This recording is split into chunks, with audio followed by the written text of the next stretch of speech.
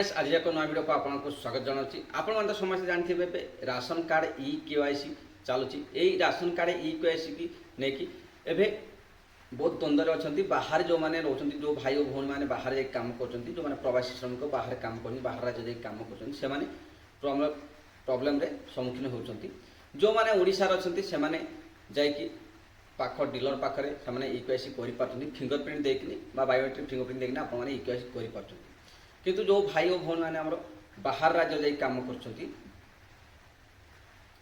इ केवाईसी से केमती करेंगे ये वीडियो कहबी आउ जो मैंने ओडिशार अच्छा किंतु अलग डिस्ट्रिक्ट जाकि जॉब कर इ केवाईसी केमती करेंगे देखो जो मैंने ओडिशार अच्छा से अलग डिस्ट्रिक्ट जॉब कर कम कर से पाख डीलर पाखे से इ केवाईसी करेंगे कौन भी प्रोब्लेम ना आपंकर आधार कार्ड लेकिन जी राशन कार्ड लेकिन जी और इ केवाईसी आराम से करेंगे। ये कथा उठूँ जो मैंने बाहर राज्य जाकि कम कर जो मैंने प्रवासी श्रमिक बाहर राज्य जाकि कम कर इ केवाईसी केमती करेंगे देखो प्रथम ये भिडटी को देखी निपर आपण क्वेश्चन आंसर देवी आप बहुत क्वेश्चन कर मोर आग भिडियो बहुत प्रकार मेसेज आसी मेसेजर मु आंसर ये भिडियो देवी कहीं जीवे नहीं से तो कौन से अर्डर करा जाए नहीं जे भी जाऊँच से भूल कर से जगार इ केवाईसी माने करि परिबे जोठी रहउछंती से पाख डीलर भी वो सरकार कर देछंती वन नेशन वन राशन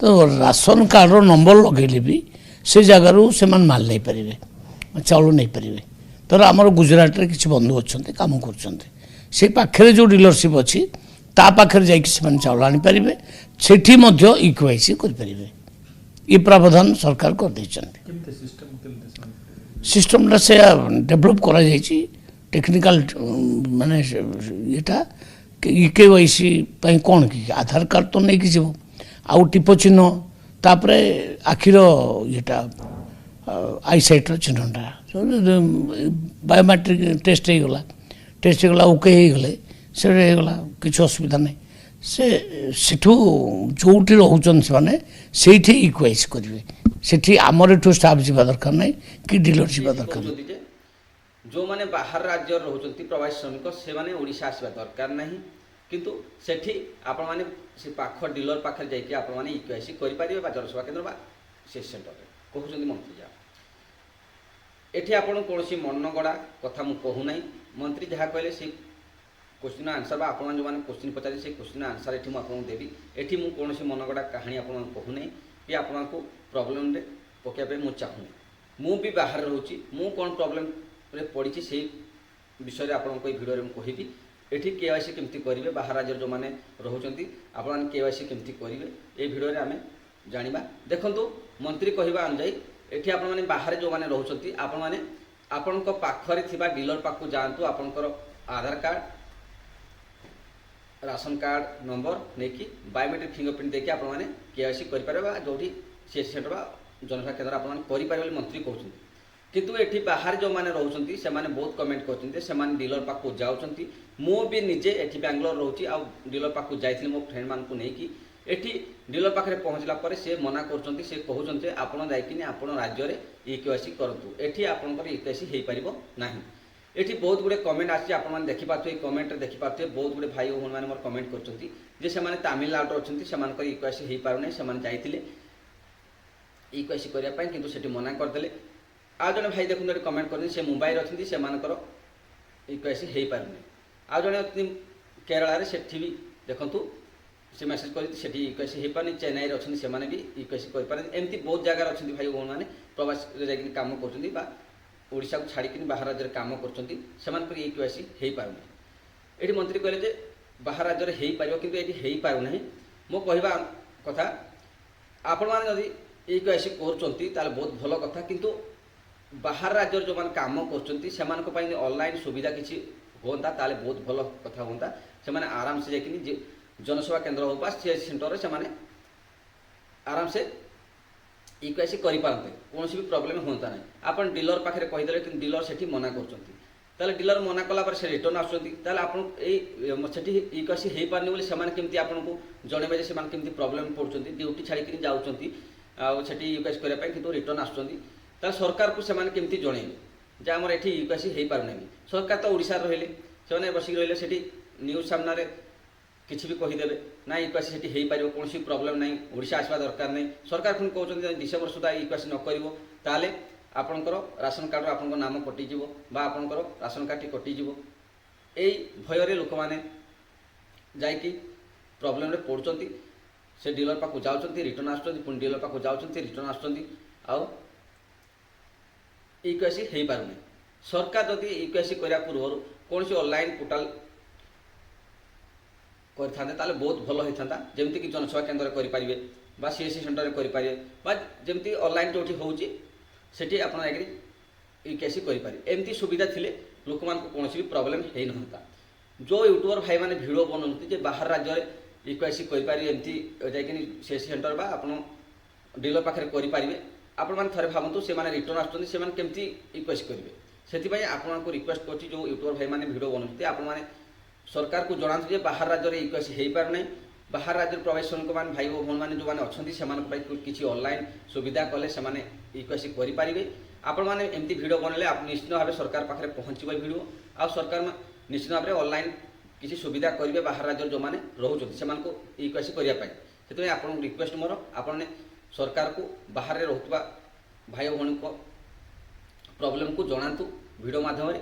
ନିଶ୍ଚିତ ସରକାର ଏ ଭିଡ଼ିଓ ଦେଖିଲା ପରେ ବା ଜାଣିଲା ପରେ ନିଶ୍ଚିତ କିଛି ୟାର ସଲ୍ୟୁସନ୍ ବାହାର କରିବେ, ଆଉ ବାହାର ରହୁଥିବା ଭାଇ ଓ ଭଉଣୀମାନେ ଆରାମସେ ଇକ୍ୱାସି କରିପାରିବେ। ଦେଖନ୍ତୁ এই ভিডিওକୁ ଆପଣ ଯେତିକି ଲାଇକ୍ କରିବେ, ସେୟାର କରିବେ, ଏ ଭିଡ଼ିଓ ନିଶ୍ଚିତ ଭାବେ ଦିନେ ନା ଦିନେ ପହଞ୍ଚିଯିବ। ଆଉ ଏମିତି ଭିଡ଼ିଓ ବନେଇଲେ ୟୁଟ୍ୟୁବର ଭାଇମାନେ ନିଶ୍ଚିତ କାହା ନା କାହା ଭିଡ଼ିଓ ସରକାର ପାଖରେ ପହଞ୍ଚିବ, ଆଉ ସରକାର ଜାଣିପାରିବେ ବାହାର ରହୁଥିବା ଭାଇ ଭଉଣୀମାନଙ୍କ ପ୍ରୋବ୍ଲେମ୍ ବିଷୟରେ, ଆଉ ତାର ଅନଲାଇନ୍ ପୋର୍ଟାଲ କିଛି ବାହାର କଲେ ସେମାନେ ଆରାମସେ ଯାଇକି ଇକ୍ୱାସି କରିପାରିବେ ବାହାର ରାଜ୍ୟରେ।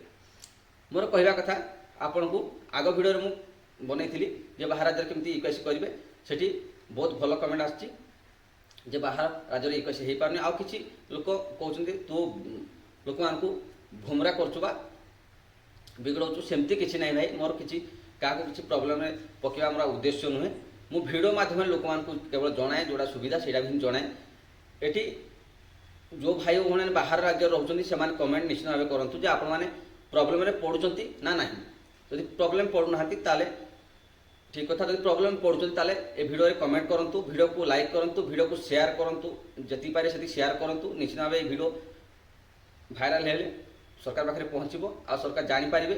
ଏମିତି ଯେଉଁ ୟୁଟ୍ୟୁବର ଭାଇମାନେ ଅଛନ୍ତି ସେମାନେ ବି ଏମିତି ଭିଡ଼ିଓ ବନାନ୍ତୁ, ଲୋକମାନଙ୍କ ପ୍ରୋବ୍ଲେମ ବିଷୟରେ ଜଣାନ୍ତୁ ସରକାରକୁ। ଲୋକମାନଙ୍କ ପ୍ରୋବ୍ଲେମ ଜାଣିଲେ ପରେ ସରକାର ନିଶ୍ଚିତ ଭାବେ ନୂଆ ପୋର୍ଟାଲ କିଛି ବାହାର କରିବେ, ଯେଉଁମାନେ ବାହାର ରାଜ୍ୟରେ ଅଛନ୍ତି ସେମାନେ ଇକ୍ୱାସି କେମିତି କରିପାରିବେ ବୋଲି, ସୁବିଧା କରିପାରିବେ ବୋଲି। ଦେଖନ୍ତୁ ଭାଇମାନେ ଯେଉଁମାନେ ବାହାର ଅଛନ୍ତି, ମୁଁ ବି ଇକ୍ୱାସି କରିନି, ମୋ ଫ୍ରେଣ୍ଡମାନେ ବି ଏଠି ବେଙ୍ଗଲୋର ରହୁଛନ୍ତି, ସେମାନେ ବି କେହି ଇକ୍ୱାସି କରିନାହାନ୍ତି। ସରକାର କହୁଛନ୍ତି ଇକ୍ୱାସି ବାହାର ରାଜ୍ୟରେ କରିପାରେ, ତାର ସୁବିଧା କରିବେ ବୋଲି। ଆପଣ ଭିଡ଼ିଓ ମାଧ୍ୟମରେ ଦେଖିଲେ, ଆପଣ କିଛି ଦିନ ୱେଟ୍ କରନ୍ତୁ, ଏବେ ବି ଟାଇମ୍ ଅଛି ଡିସେମ୍ବର ତକ ୱେଟ୍ କରନ୍ତୁ। ଯଦି କିଛି ସରକାର ନୂଆ ପୋର୍ଟାଲ ଓପନ୍ କଲେ, ଅନଲାଇନ୍ ଓପନ୍ କଲେ, ତାହେଲେ ଆପଣମାନେ ସେଠି ଥାଇକି ଇକ୍ୱାସି କରିପାରିବେ। ଯଦି କିଛି ନ ବାହାର କରିବେ ସରକାର ତାହେଲେ ଆପଣଙ୍କୁ ନିଶ୍ଚିତ ଭାବେ ଓଡ଼ିଶା ଯିବାକୁ ପଡ଼ିବ, ମୋତେ ବି ଓଡ଼ିଶା ଯିବାକୁ ପଡ଼ିବ, ସେଠି ଇକ୍ୱାସି ଯାଇକି କରିବାକୁ ପଡ଼ିବ। ଦେଖନ୍ତୁ ଏବେ ଏବେ ବାହାରେ ଯେଉଁମାନେ ଅଛନ୍ତି ସେମାନେ ଏବେ ଏବେ ଯାଇକି ଭୋଟ୍ ଦେଇକି ସରକାରକୁ ନେଇକି ଆସୁଛନ୍ତି। ଭୋଟ୍ ଦେଲେ ଆଉ ଖର୍ଚ୍ଚ କରିକି ଗଲେ ବାହାର ରାଜ୍ୟରୁ ଖର୍ଚ୍ଚ କରିକି ଯାଇକିରି ଭୋଟ୍ ଦେଇକିନି ଆସିଛନ୍ତି। ପୁଣି ଏବେ ଯଦି ଇକ୍ୱାସି ପାଇଁ ପୁଣି ଓଡ଼ିଶା ଯିବେ ତାହେଲେ ସେମାନଙ୍କର ବହୁତ ଖର୍ଚ୍ଚ ହେବ, ପ୍ରୋବ୍ଲେମ୍ ହେବ, ପଇସା କେଉଁଠୁ ଆସିବ।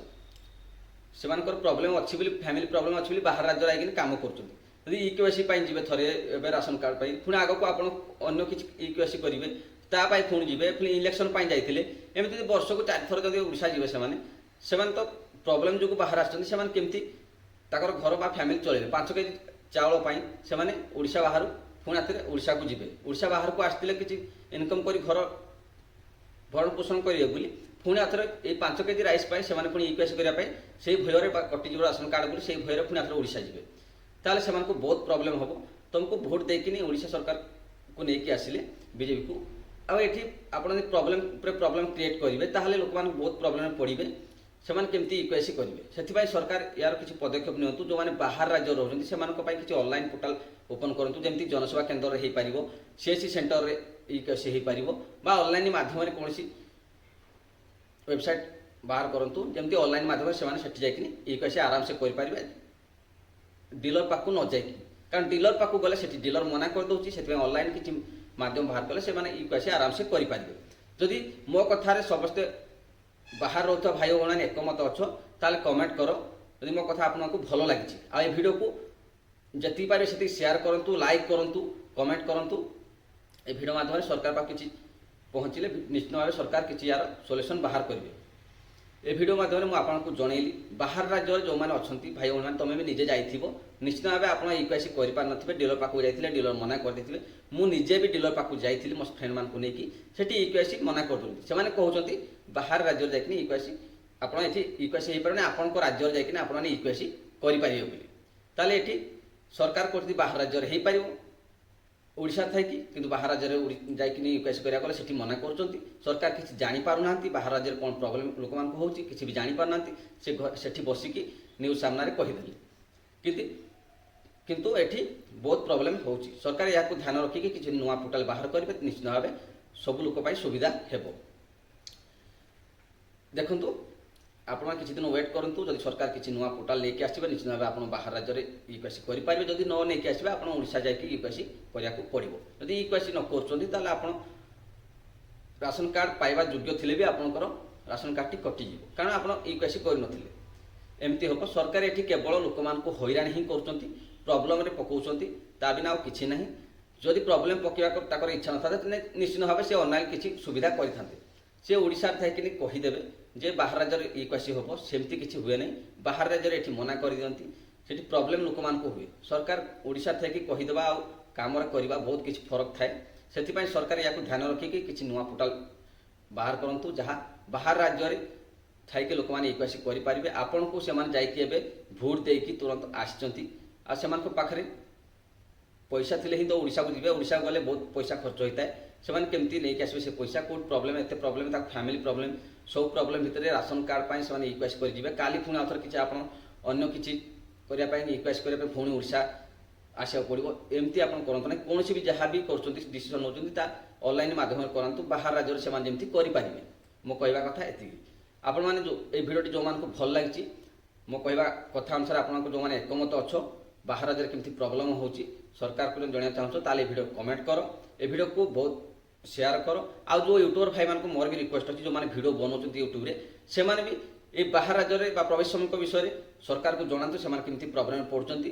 ସରକାର କାହା ନା କାହା ଭିଡ଼ିଓ ନିଶ୍ଚିତ ଭାବେ ସରକାର ପାଖରେ ପହଞ୍ଚିଲେ ନିଶ୍ଚିତ ଭାବେ ସେମାନେ କିଛି ଏହାର ସୁବିଧା କରିବେ, ଆଉ ଲୋକମାନଙ୍କୁ ଏ ପ୍ରୋବ୍ଲେମ୍ରୁ ସଲ୍ଭ ହେଇଯିବ। ଏ ପ୍ରୋବ୍ଲେମ୍ ଯେଉଁମାନେ ପଡ଼ୁଛନ୍ତି ସେମାନଙ୍କର ସଲ୍ଭ ହେଇଯିବ, ସେମାନେ ଅନଲାଇନ୍ ମାଧ୍ୟମରେ ସେଠି ଥାଇକି ଇକ୍ୱାସି କରିପାରିବେ। ମୋର ଏତିକି ରିକ୍ୱେଷ୍ଟ ରହିଲା, ଯେଉଁମାନେ ଉପରେ ଭିଡ଼ିଓ ବନାଉଛନ୍ତି ସେମାନେ ସରକାରକୁ এই ଭିଡ଼ିଓ ମାଧ୍ୟମରେ ଜଣାନ୍ତୁ।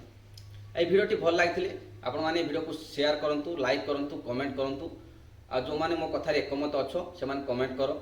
ଆଉ ଏଠି ମୁଁ ଜାଣିଛି ବହୁତ ଲୋକ ଏଠି ଭଲ କମେଣ୍ଟ କରିବେ। କିଛି ଲୋକ ଅଛନ୍ତି ଯେଉଁମାନେ ଓଡ଼ିଶାରେ ଅଛନ୍ତି ସେମାନେ କିଛି ବ୍ୟାଡ୍ କମେଣ୍ଟ କରିଦିଅନ୍ତି। ସେମାନେ ଓଡ଼ିଶାରେ ଅଛନ୍ତି, ବାହାରେ କାମ କରୁନାହାନ୍ତି ନା। ବାହାରେ ଯେଉଁମାନେ ଅଛନ୍ତି ସେମାନେ ପ୍ରୋବ୍ଲେମ୍ରେ ପଡ଼ୁଛନ୍ତି, ସେମାନେ ହିଁ ଜାଣିଛନ୍ତି କେମିତି ପ୍ରୋବ୍ଲେମ୍ରେ ପଡ଼ୁଛନ୍ତି ବୋଲି। ସେମାନେ ଡ୍ୟୁଟି ଛାଡ଼ିକିନି ଯାଇକିନି ଇକ୍ୱାସି କରିବାକୁ ଯାଉଛନ୍ତି, ପୁଣି ରିଟର୍ନ ଆସୁଛନ୍ତି, ପୁଣି ଯାଉଛନ୍ତି ଆସୁଛନ୍ତି। ଆଉ ଓଡ଼ିଶା ବାହାରକୁ ଥରେ ଆସିଲା ପରେ ଓଡ଼ିଶାକୁ ଯିବା ପାଇଁ ବହୁତ ପଇସା ଖର୍ଚ୍ଚ ହୋଇଥାଏ, ସେମାନେ ଜାଣିପାରନ୍ତିନି। ଆଉ ଏଠି କମେଣ୍ଟ କରିଦିଅନ୍ତି ମୋ କଥାକୁ, ଯେଉଁ ମୁଁ ଭିଡ଼ିଓ ବନାଉଛି ସେଠି କମେଣ୍ଟ କରନ୍ତି, ବ୍ୟାଡ୍ କମେଣ୍ଟ କରନ୍ତି।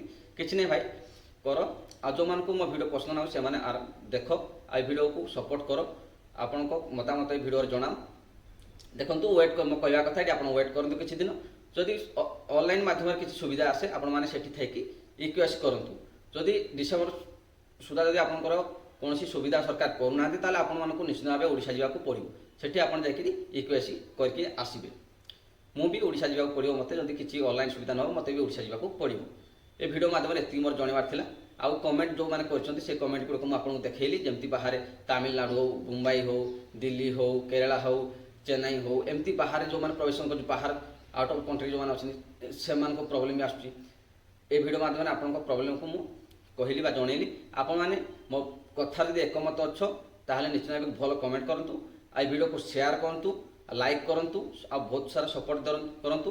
ଯାହା ଏ ଭିଡ଼ିଓ ମାଧ୍ୟମରେ ମୁଁ ସରକାରକୁ ଜଣେଇଲି ଯେ ଆପଣଙ୍କ ପ୍ରୋବ୍ଲେମ୍ କ'ଣ ହେଉଛି ବୋଲି। ଆଉ ଏମିତି ଯେଉଁମାନେ ଭିଡ଼ିଓ ବନାଉଛନ୍ତି ୟୁଟ୍ୟୁବରେ ସେମାନେ ବି ବାହାରେ ରହୁଥିବା ଭାଇ ଓ ଭଉଣୀମାନଙ୍କ ପ୍ରୋବ୍ଲେମ୍ ବିଷୟରେ ସରକାର ଜଣାନ୍ତୁ। କାହା ନା କାହା ଭିଡ଼ିଓ ନିଶ୍ଚିତ ଭାବେ ସରକାର ପାଖରେ ପହଞ୍ଚିବ। ପହଞ୍ଚିଲେ ସେ କିଛି ନା କିଛି ୟାର ବ୍ୟବସ୍ଥା କରିବେ, ଯାହା ସମସ୍ତଙ୍କ ପାଇଁ ସୁବିଧା ହେବ। Thank you friends. ପୁଣି ଦେଖା ହେବ ଆଗାମୀ ଏକ ନୂଆ ଭିଡ଼ିଓରେ। ଜୟ ଜଗନ୍ନାଥ।